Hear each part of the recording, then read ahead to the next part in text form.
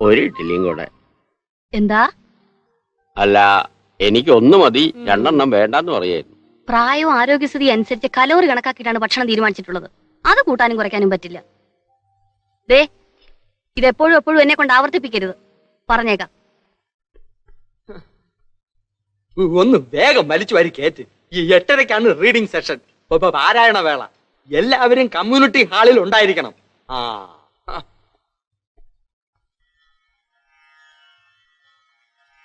ഇന്നലെ വായിച്ചത് ബൈബിളാണ്.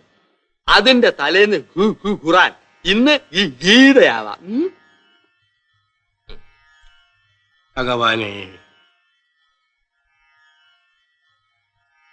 ജരാമരണമോക്ഷായ മാമാശ്രിത്യ യതന്ത്യേ തേ ബ്രഹ്മ തദ്വിദുത്കൃഷ്ടമധ്യാത്മം കർമ്മചാഖിലം.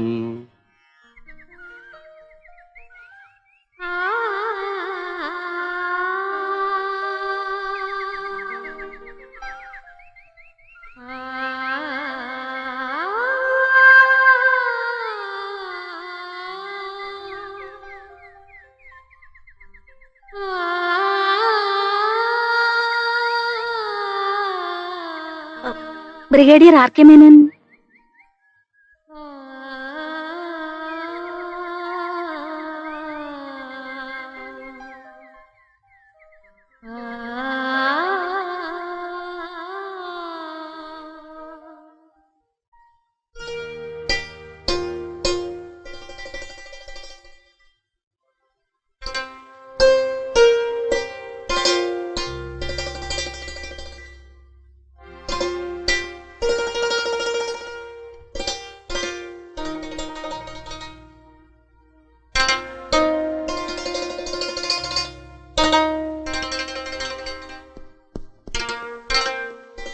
എക്സ്ക്യൂസ് മീ, എനിക്ക് ബ്രിഗേഡിയർ ആർ കെ മേനോനെ ഒന്ന് കാണണം. സാധാരണ വിസിറ്റേഴ്സിനെ അദ്ദേഹം ഇവിടെ വെച്ച് സ്വീകരിക്കാറില്ല. ഈ എക്സ്പോർട്ട് കമ്പനിയുടെ ഓഫീസിലോ ബംഗ്ലാവിൽ വെച്ചോ കാണുന്നതാണ് നല്ലത്.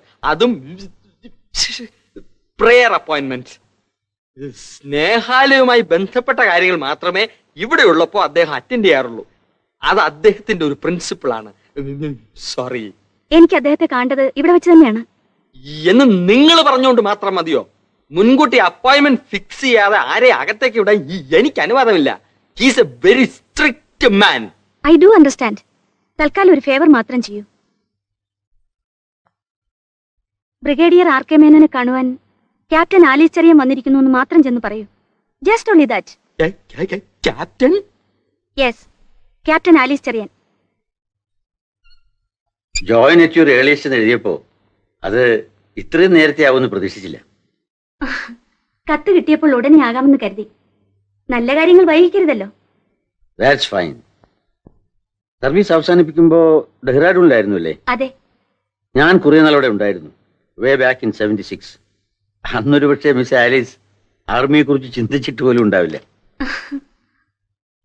9 വർഷത്തെ സർവീസ്, ക്യാപ്റ്റൻ റാങ്ക്. സർവീസിൽ തുടർന്നിരുന്നെങ്കിൽ വലിയ ഉയർച്ച ഉണ്ടാകുമായിരുന്നല്ലോ. പിന്നെ എന്താ വേണ്ടെന്ന് വെച്ചേ?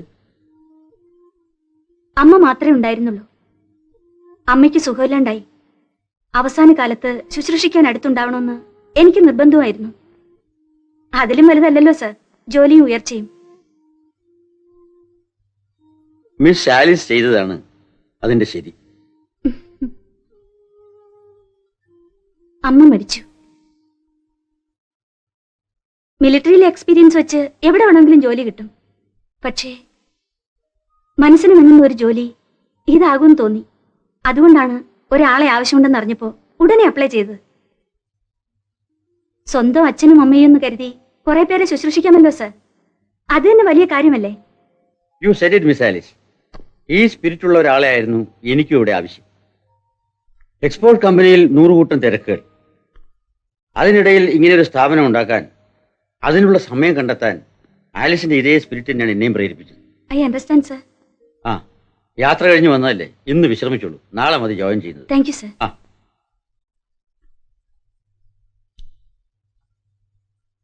ആളാരാണെന്ന് അറിയാതെ ഞാൻ, എന്നോട് ക്ഷമിക്കണം കൊച്ചമ്മേ. അത് മനസ്സിലായി. ക്ഷമിക്കുകയും ചെയ്യാം.